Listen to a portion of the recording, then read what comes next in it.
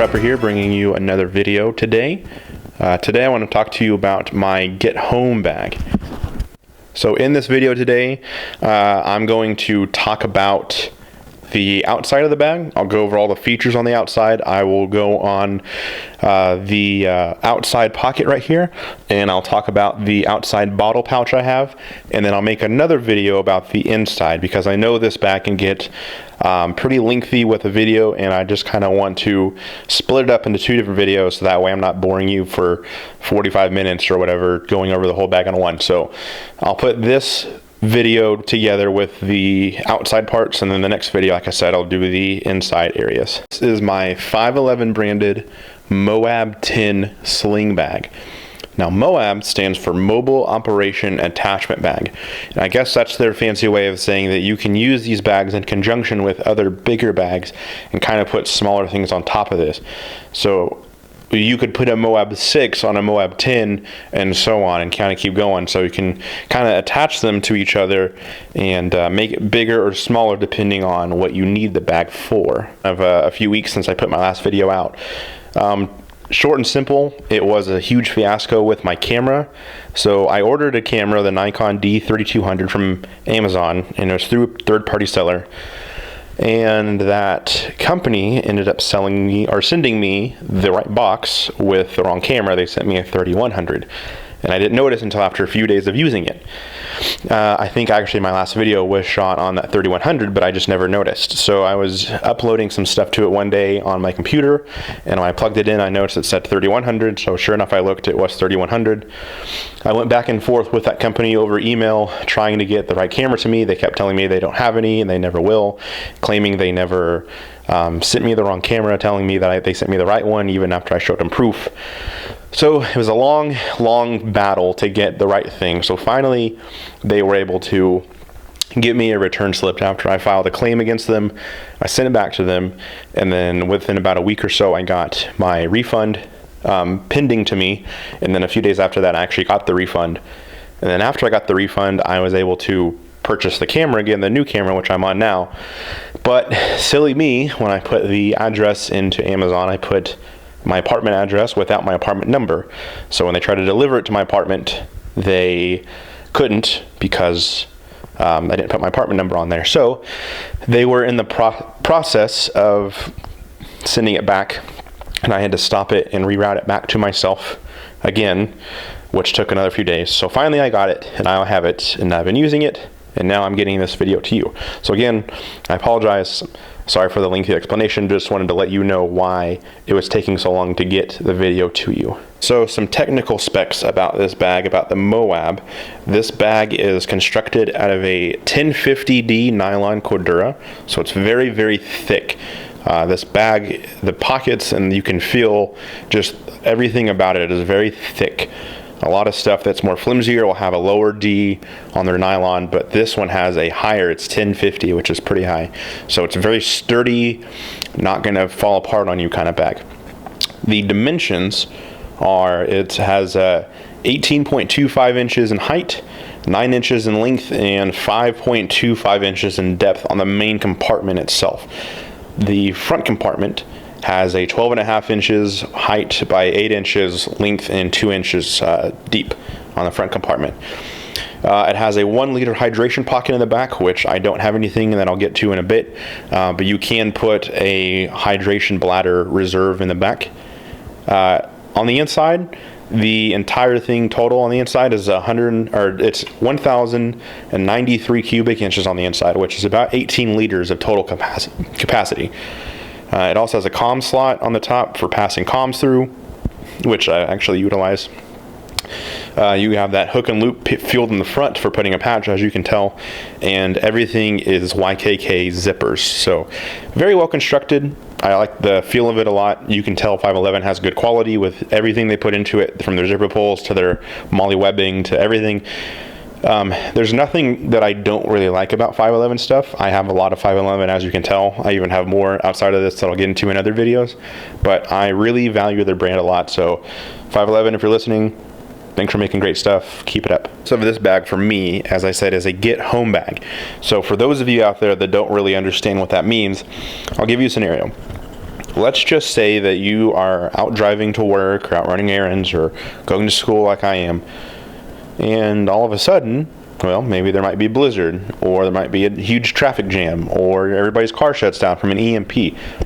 Whatever would cause you to not be able to get home by any type of vehicular fashion. So a car, maybe buses break down, maybe there's a huge traffic jam, like I said. Really just anything that's going to impede you from getting home in a vehicle. So this is something that will get me home on foot from wherever I am. Now, of course, if I travel somewhere like out of town or out of state, this would probably not get me home because that would be farther than a day's hike or a day's walk. This is primarily designed to get me from wherever I am back to home if I am within the area. So I really don't go anywhere outside of going to work, which is about 10 to 15 miles away. Or going to see my girlfriend or going to campus, something like that. I'm not really ever more than 10 to 15 miles away from my home, my apartment. So this bag is designed to get me home, and I have mapped it out on the walking portion of Google Maps. And for me to get from home to work or vice versa, it takes me about 4 to 5 hours of walking nonstop. So this bag is designed to get me home, like I said, for that purpose. The 10 on the MOAB 10 in the title is a 10-hour bag, so it is designed to be up to a 10-hour bag to sustain you for that 10 hours. So I will now go over the outside portions of the bag, and then I'll get into that big front pocket as well as the bottle pouch on the side. I'm not going to pretend like my bag is totally completely put together. I'm still missing a lot of things. For instance, I need a good shelter in this. I don't really have one right now. And I need to probably get more of just double up on a lot of stuff, like more fire starter and more items like that.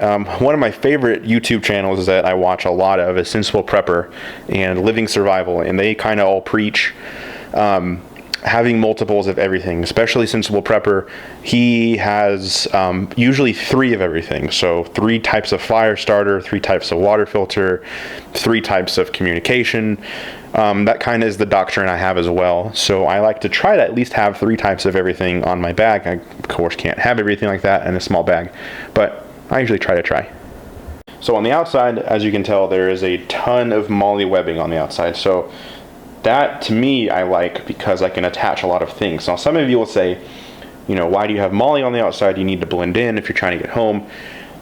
Yeah, maybe depending on the situation. I mean, if it's like a mass panic attack and people are like out in the streets killing immediately, then yeah, I mean, I would assume that. But I mean, if it's just like a flood, or if maybe it's a snowstorm and everybody's cars are trapped on the side of the highway, I don't think people are going to immediately try to take me over if they see MOLLE on the outside. I mean, I have ways in here that I'll show you how to defend myself. So I'll at least have a way of fending them off in some form or fashion. So as you can tell, like I said, there's MOLLE on the outside, which I've attached certain things to. There's a nice big hook and loop patch right here, so you can put any kind of patch. This is the closest thing I could find that was like a black subdued American flag patch that was also navy. For those of you watching, no, I am not a chief. I know this is a chief's anchor. It was just something that was navy that I could find that was also American flag. If you have any suggestions of any subdued black patch that's navy and American flag besides this, let me know and I'll get that as well. But this is just something that kind of represents my past, serving in the military and the Navy. That's just kind of something that I hold near and dear to myself. So, as you guys may have noticed from other videos, I am left-handed, and having this bag, which is reversible for left or right hand, for the sling, because it's a single point sling, really draws my attention and kind of gets me excited about this bag because I can use it for either shoulder. So if you're left or right-handed, doesn't matter, this is for you. At the bottom here, you can tell this pouch this part that comes out right here, where the strap goes to, you can actually tuck this inside here, and you can go to the other side and pull that side out to use as well. So left or right-handed, doesn't matter, you can use it either way. So this is the main strap you can see here. It goes in the middle, so that way, like I said, it can go either left or right-hand side. This pouch on top has a pass-through underneath it. My fingers are actually touching. So for a hydration bladder or any kind of comms, you can loop through here and put it underneath the pouch without having to divert around it. This patch right here is a subdued black American or an Oklahoma flag. I think I may have got it on Amazon. I can't remember. If I didn't, then I got it at a local tactical store, Top Tier Tactical in Midwest City, I think, or Del City. So I really like that pouch a lot. Being in Oklahoma, I like to kind of represent. So another one of my favorite patches. And then inside this pouch, I have several things. So over here on the left-hand side, I have my old SOG Flash 2 knife. It's partially serrated. This used to be my EDC knife that I carried every day, but I switch out knives pretty constantly and regular. I find a knife that I like a lot, so I will put the old knife in an old bag like this or a kit and move on to the new knife. So I do that a lot with my knives. Here in the middle, I have a Streamlight Protac One AA. So it's a Streamlight that just runs on a single AA. Those batteries are really prevalent and around everywhere. Pretty bright for what it is, pretty cheap too. I get them for pretty cheap at work. So having that in there as like a backup to all my backup knives or my lights is really great to have. And then finally in that pouch, I have these Rescue Essentials nitrile gloves that you've seen in my other bags and pouches. So I like to have a pair of gloves on me at the ready pretty much all the time. So if I come across anybody that's bleeding, I can just pull these out real quick and put them on and help them out and do whatever I need to do. On the strap itself, there is more MOLLE, so I have attached a few things. For non-lethal, I have this Mace Pepper Gel. This is gel strength. I carried OC spray like this or pepper spray like this in the military and the Navy. Probably one of the worst pains in my life. We had to get sprayed to carry it, and I thought at the time I was gonna die. It is a very, very, very painful feeling, and this is kind of a last resort. If this is somebody's trying to mug me or rob me, I don't want to get out my concealed carry to use that. I will get this out and use this. So I also have a pouch for that as well. I also have one of these Nebo Lil Larrys. We sell these at my work, and they are phenomenal. They have two different settings. It's LED. So I have a regular LED light. I have a low light. And then I have a flashing red. It looks like it doesn't want to work. But it's 3 different lights, and it's really good. I got it for maybe 20 bucks, 15 bucks. It's 250 lumen for the high output setting. It's got a clip on it, and it's got a magnetic base. So I keep that on the outside as something I can put, you know, on the outside of my car if I need to use the flashing light part and notify other people that I'm stopped on the side of the road. So you have some pretty good gel or foam kind of padding right here, and there's this airflow channel that goes down here in the middle. This part down here is kind of the same as this. This is more of an actual nylon. This is more of like a slicker nylon.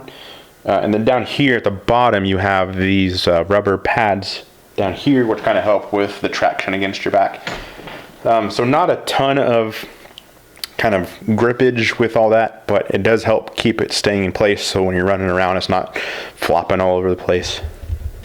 And then over on the other side I have this Condor bottle pouch, or an Nalgene pouch. I was going to get the Maxpedition one, but the Maxpedition one was a lot more expensive. Not that I don't like Maxpedition, I really love their stuff, but this Condor one fit the bill. It does what I need it to do. It's like half the price or less. I'll put a link to all this stuff in the description below. But not only does it have this Nalgene pouch at the top as the main pouch, of course, when I can put a Nalgene in there, but it also has this big pouch in here in the front that I have put other accessories in as well, which I'll go over here in a bit once I start getting onto all the pouches. So really, really like this pouch. If you need a good Condor kind of or tactical bottle pouch, this is the one I would get. So getting into the outside as well, I have this Thrym cell vault. I think I'm saying that right, Thrym. This is one of the coolest things I've ever had. The cell vault is just basically a battery holder or just a little stuff pouch you can put anything in. It doesn't have to be batteries, it can be anything. But it has this big kind of lever here as the arm, and it has a kind of oblong shaped O-ring seal on it that you can close down on as well. And this is the thing you thread into your MOLLE for threading onto the outside like I showed you there. And this comes in different colors. I think black and kind of a safety orange is another color as well. But I got the gray because I'm a big fan of gray stuff. But in here I have some batteries, and to get them out, as you can tell, they're not coming out. So what you have to do is squeeze the sides and they just pop right out. So I have 3 of these Streamlight lithium 123A batteries in here. So those really go well with the flashlight that I have on me, as well as other things that I have that are lithium 123A powered. So you just loop it through here on your MOAB, clip it down, and you're ready to go. So you can put those really anywhere. They also have on their website, you can throw things in there like a little mini fishing kit, or any kind of little small survival thing. You can put some matches in there too. So really just kind of, you know, whatever you want to throw in there, you can. It's just a small tube that's it's waterproof, and it's really, really durable. I like it a lot. So on the outside, as you can tell, I just have this, my radio kind of strapped to the outside. I don't have a pouch for it yet. I will be getting that soon. That's one of the things that's going to help complete the bag a little bit more. I'll probably get an Expedition kind of little radio pouch, so I'll throw that on there. But for right now, I have my Baofeng. This is my UV5RA. It's my ham radio. Probably one of the greatest little handheld portable ham radios there is out there. I put one of these extra long range amplifiers, or kind of one of these longer distance antennas on there, because normally the normal one goes up to about here. It's kind of half the size. So I put this longer one in here, and I've looped it through the MOAB to kind of keep it close. But if I need to, I can just take it off and carry it with me in my hand. Or I can get a little earpiece, kind of plug in, and loop that through, so that way I can do hands-free and walk with it on me in case I need to contact anybody. But I may pull out and be like, why do I have this in here? Because sometimes I just throw things in there that I think at the time would sound good to be in there, but I'll come back later and think that it's a horrible idea. So always go through your bags constantly, every once in a while, just periodically updating them with things that you would think would be better or might suit a better job of doing something else somewhere else. So on this key ring on the left side there, on the zipper pull on the top one, I have put this Innova light. So that way I can use, it's just a small little light. It doesn't have a lot of power, but in case there's no power around or no lighting, I can use this to see what I'm doing inside this pouch. And this is, of course, is attached to the zipper. Getting into that pouch, I have a Coleman emergency blanket. So it's kind of a small little impromptu shelter to kind of keep me warm. I have this Write in the Rain notebook, so I can write down anything in case it's raining outside. I can write down, you know, whatever notes I have. I like to have a lot of writing utensils and pads and pencils and stuff with me. This is the Paracord kind of, it goes over something, and I'll go over in a little bit. This is a kind of a survival Paracord grenade that I have from the Friendly Swede, which I'll go over here in a bit. This is the card saying all the content, so if somebody needs to use my bag, I can show them, hey, this is what's in it. Unravel that survival grenade and use it. I think that might be it in that pouch. Yep, that's all that's in that pouch. Okay. On this key ring on this side, I have two things. Actually, three things. I have some hand sanitizer. I always like to keep my hands clean with that. I have on me, I'll actually take this off real quick. Attached to the carabiner, I have this handcuff key. So if you ever need to get out handcuffs, I have one right here. And this is the survival grenade I was talking about from the Friendly Swede. So in it is a bunch of stuff like fishing hooks and lines and lures and sinkers and other fishing emergency gear and stuff like that. So this is kind of my little impromptu emergency fishing kit. I don't think I'd ever really need it on my way home, but it's just there if I need it, just as an extra backup. It doesn't weigh a lot, so it's just a good little addition. So that's attached to the key ring right here. As you can see, I also have a lot of writing utensils, pens, pencils, Sharpies, markers, as you've seen from my other bags. So, silver Sharpie right there. Regular blue ballpoint pen from Bic right there. A fine point Sharpie pen. I'm a big fan of Sharpie pens. And then a regular normal Sharpie, but a small travel size. So it's kind of a small one I can put in my pocket if I need to. And then another regular clickable ballpoint pen that I just had laying around. And two highlighters, so yellow and green. Right there. In the back part of this pouch right here, right in the middle, I have a few things. I have a flat pack of duct tape. So as you saw in my first bag video, the one that I had for my EDC school backpack, this is the other one of the flat pack of duct tape I carry with me. So just a good way of keeping duct tape with me without having to have a big bulky roll. It's kind of a good flat one right there. I have this Recover ORS. This is a rehydration salts. So if I have some water and I'm really dehydrated, maybe from like diarrhea, or I get something kind of stomach bug, this can give me more electrolytes. I got a pack of these, so I've kind of scattered these throughout and put them different where, but this is really great for giving myself some more electrolytes.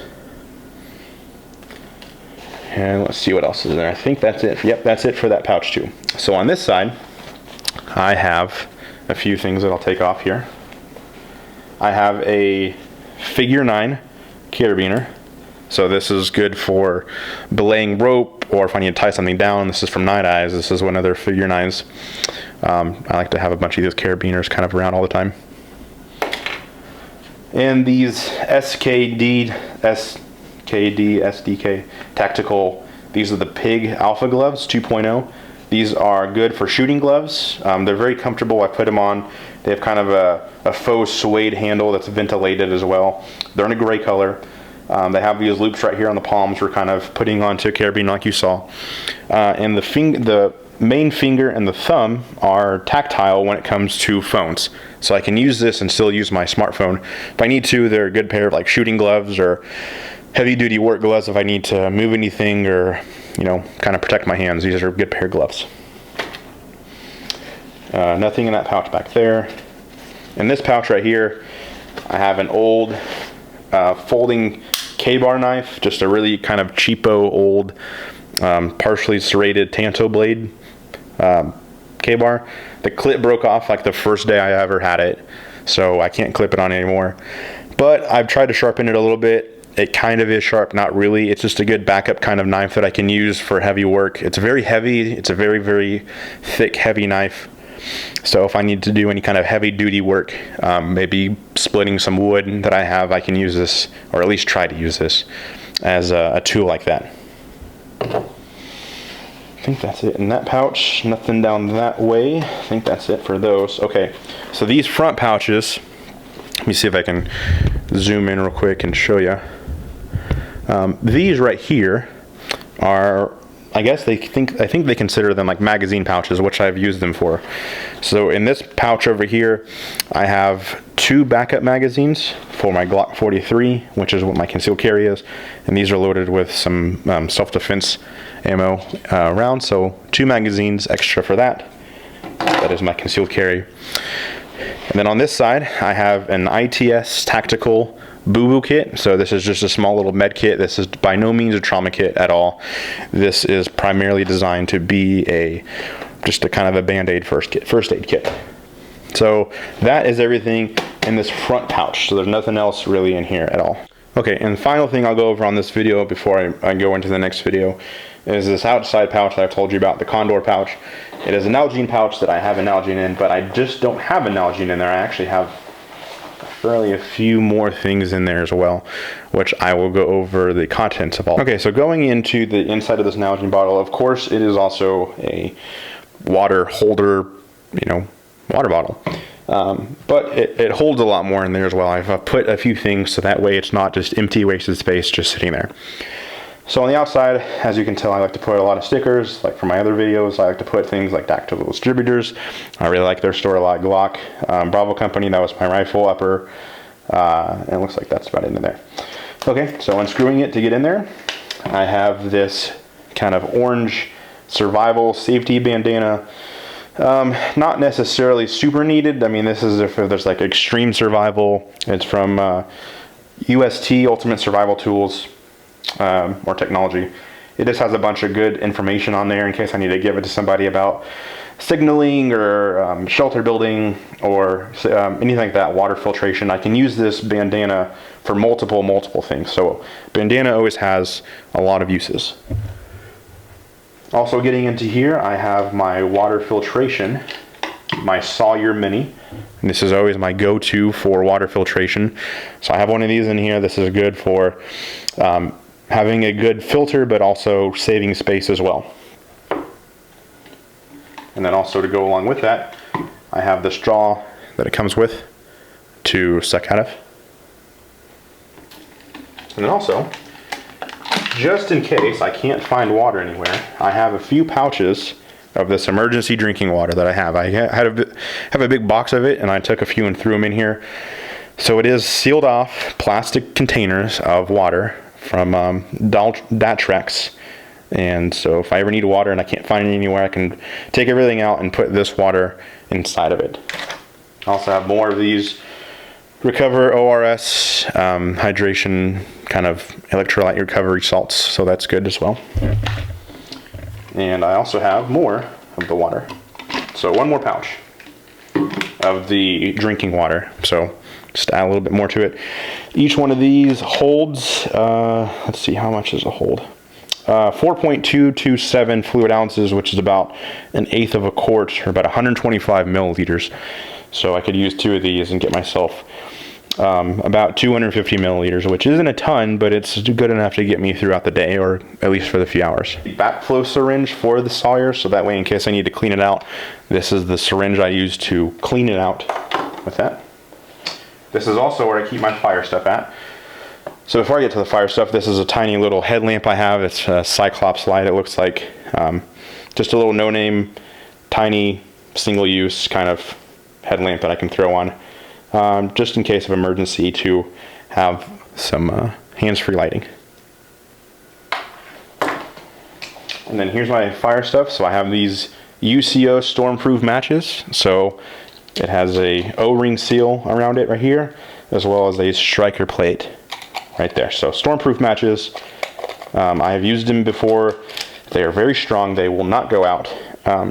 They're really, really, really great matches to use if there's any kind of inclement weather. Okay, and then I finally have this mini Bic lighter, which I have, if I can get it to work, mini Bic lighters. I have Bic lighters everywhere. My pockets, my car, my bags, everywhere. And just another way of having a fire starter. To me, fire is one of the most important things out there. Of course, water is too, but starting a fire is not only good for survival, but it's also good for morale boosting as well. So if you can build a fire, get one started, make it look good, that to me can help get me through the day, or at least the night, to keep going for another day. And then finally, I have my Ferro Rod. This is from Light My Fire. It's a really big, thick Ferro Rod, so a lot of power on this. I can use this to start a fire. Just another one of the ways I can start a fire with. That looks like that is it. So guys, that's the end of this first video. I will make another video that goes over the detail of the inside of the bag. But that is for another video. So thank you for watching this one. I hope you guys enjoyed this one. Please give this video a like if you liked it. Please subscribe if you want to see more, which there will be more, I promise. And then feel free to leave a comment. Tell me anything about the bag that you like or don't like. You can follow me on social media. I am on Facebook, the Oklahoma Prepper channel on Facebook. On Twitter, I'm Oklahoma Prepper channel. And Instagram, I am Oklahoma Prepper. So thanks for the follow, guys, and see you guys soon.